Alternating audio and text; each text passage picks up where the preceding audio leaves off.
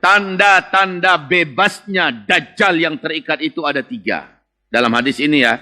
Dan wallahi, demi Allah, ketiga tanda-tanda ini keseluruhannya adalah di Palestina. Ketiga tanda-tanda ini adalah di Palestina. Pertama, Rasulullah SAW bersabda, bila tanda-tanda ini sudah terjadi, maka berarti Dajjal sudah lepas.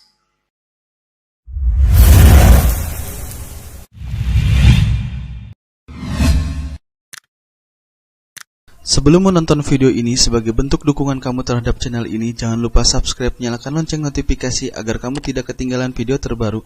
Jazakumullah khairan katsiran. Sewaktu Nabi Muhammad masih hidup, Dajjal ini sedang terikat di sebuah pulau di tengah laut Yaman. Di pulau itu ada sebuah kuil tua. Dan Dajjal terikat dengan besi rantai yang sangat besar. Kakinya, tangannya, dan membelenggu sampai ke lehernya. Dia tergeletak di lantai. Rasulullah mengatakan fisiknya sangatlah kekar dan kokoh. Full daging. Bahu kanan, bahu kirinya sangat jauh jaraknya. Dadanya lebar dan full daging. Tetapi fisiknya dibandingkan kalian, dia agak sedikit lebih pendek, kata Rasulullah. Jangan membayangkan Dajjal itu raksasa. Rambutnya keriting. Warna kulitnya gelap, tapi pucat seperti mayat. Ada beberapa bercak darah di bawah kulitnya. Kedua bola matanya sudah hampir menyembul seluruhnya dari rongga matanya, sudah hampir di luar seluruhnya. Hanya saja mata yang sebelah kanan tertutup oleh daging kening yang meleleh menutupi matanya. Dan ujung yang meleleh ini nempel di pipi, sisanya bergelantungan seperti dahak. Dan nampak tonjolan mata itu dari daging kening yang menutup ini. Matanya sebelah kiri berkabut, hitam warna mata kita ini. Maka bagi dia warnanya adalah hijau kaca, kata Rasulullah SAW. Lehernya dibandingkan kalian, dia punya leher sedikit lebih panjang. Dan kakinya seperti ini. Kedua mata kakinya saling berjauhan, kedua jempol kakinya saling berdekatan ketika dia berjalan. Dia mampu berpindah dari satu negeri ke negeri, kurang dari hitungan detik. Inilah kemampuan yang sempurna yang dimiliki. Perpindahannya tidaklah menggunakan teknologi, karena di zamannya sudah tidak ada teknologi. Saudara-saudaraku, hamba-hamba Allah yang kami muliakan, dengan ini Dajjal makin sempurna diagung-agungkan, sebab di samping dia bisa menghidupkan negeri, dia bisa menghidupkan kota-kota, dia membawa gunungan makanan. Pada saat itu manusia sedang kelaparan. Rasulullah bersabda, menjelang Dajjal datang, akan terjadi 3 tahun kemarau berturut-turut yang membawa kelaparan bagi manusia. Tahun pertama, sepertiga air dari langit Allah tahan turun. Sepertiga tanam-tanaman, makanan muka bumi Allah biarkan mati dan tidak hidup. Orang berharap semoga tahun depan keadaan lebih baik. Ternyata tahun kedua, 2/3 air dari langit Allah tahan, tidak turun. Dan 2/3 tanaman, makanan serta hewan ternak yang bisa dimakan di muka bumi Allah biarkan mati. Akhirnya keadaan 2 kali lipat daripada tahun sebelumnya. Di sini mulai manusia putus asa. Orang-orang menjadi gelap mata, menjadi brutal ke sana kemari. Untuk bisa bertahan hidup, mereka lakukan apapun. Pada saat itu dalam hadis Sahih Bukhari, Nabi berkata, tetangga tega mendatangi tetangganya. Bukan untuk silaturahmi, tapi untuk membunuh tetangganya demi berebutan sepotong roti yang ada di tangan tetangga. Karena lapar, dia obrak-abrik tetangga, dia pikir tetangganya punya makanan. Ternyata setelah seluruh tetangganya mati dibunuhnya, maka dia pun memeriksa seluruh yang ada di dalam rumah itu. Dan mereka tidak menemukan makanan, mereka datangi tetangga yang lain untuk dilakukan hal yang sama. Ini keadaan pasti terjadi karena hadis-hadisnya sahih. Alangkah mengerikan suasana hidup menjelang Dajjal keluar, Pak. Di sini saya menyarankan, jangan pernah tinggal di daerah yang padat penduduk seperti kota dan sejenisnya di saat-saat dekatnya Dajjal keluar. Saat itu seharusnya kita sudah tinggal di daerah yang jauh dari perkotaan, jauh dari keramaian, tinggal bersama orang-orang yang beriman, bersama orang-orang yang bertakwa kepada Allah. Seberat apapun hidup, orang beriman tak akan berani membunuh saudaranya sendiri. Dan kejadian yang terjadi, kata Rasulullah SAW, saat Dajjal itu nanti muncul, sesungguhnya ada kampung-kampung yang tidak mau keluar untuk berjumpa dengan Dajjal. Sampailah ke telinga Dajjal dari kaki tangannya bahwa kampung-kampung itu tetap subur. Airnya banyak, tanahnya hijau, rezeki melimpah. Dan Dajjal meminta data tentang kampung tersebut. Ternyata kampung itu diisi oleh orang-orang beriman yang bertakwa. Maka Dajjal pun datang ke sana. Lalu dia menawarkan dirinya, dialah Tuhan yang selama ini disembah. Rezeki yang ada di kampung ini, dialah yang berikan. Penduduk kampung yang beriman bertakwa ini mengatakan, tidak, engkau adalah Dajjal. Kami takkan percaya kepadamu dan kami tidak akan menuhankanmu. Tuhan kami adalah Allah, la ilaha illallah. Dajjal pun pergi dalam keadaan marah, dalam keadaan murka. Kaum muslimin, kampung-kampung yang dimaksud Rasulullah ini, inilah yang saya seru, mari ciptakan kampung-kampung beriman akhir zaman. Dengan syarat jauh dari kota, jauh dari laut, jauh dari gunung-gunung berapi, jauh dari tempat-tempat fitnah, ya. Kemudian kampung-kampung itu punya sumber-sumber mata air, tanahnya bagus untuk bercocok tanam, dan kapling-kaplinglah kampung itu, tinggallah di sana. Tinggallah orang-orang beriman. Buatlah tempat tinggal itu sekarang. Dan jangan pindah ke sana sebelum kita memastikan bahwa Dajjal sudah keliaran di mana-mana. Baru pindah ke situ. Kalau sebelum Dajjal muncul telah terjadi fitnah-fitnah pembantaian dan kebrutalan di mana-mana. Maka jika demikian, walaupun Dajjalnya belum muncul, belum terdengar oleh kita kemunculannya, kita sudah pantas untuk tinggal di sana.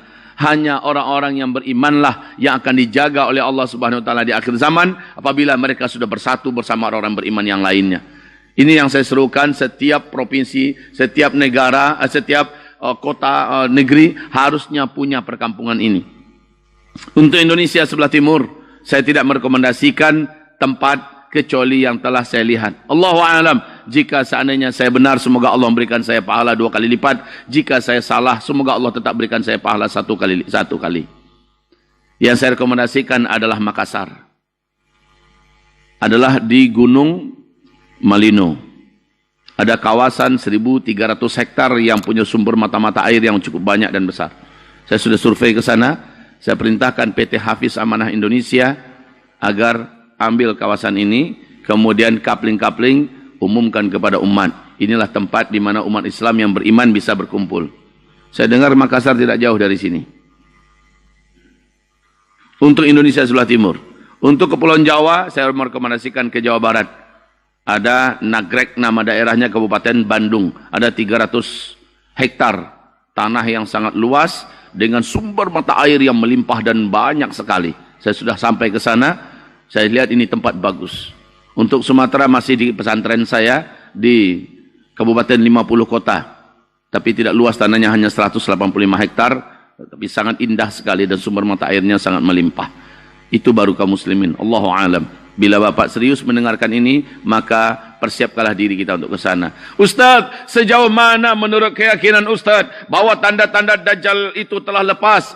Okey, baik. Hadis sahih Imam Muslim. Di dalam hadis sahih Imam Muslim diceritakan oleh Fatimah binti Qais. Terjadi pertemuan Tamim Ad-Dari bersama Rasulullah sallallahu alaihi wasallam. Tamim Ad-Dari ini menyatakan syahadat masuk Islam. Dia adalah orang salib. Dia adalah orang Kristen. Seorang kapten kapal yang menceritakan pengalamannya terdampar di sebuah pulau laut Yaman. Mereka dengan awak kapalnya masuk ke dalam pulau itu dan dia berjumpa dengan seekor binatang jassasah. Dia berjumpa dengan seekor binatang jassasah. Saudara-saudaraku, hamba-hamba Allah yang kami muliakan.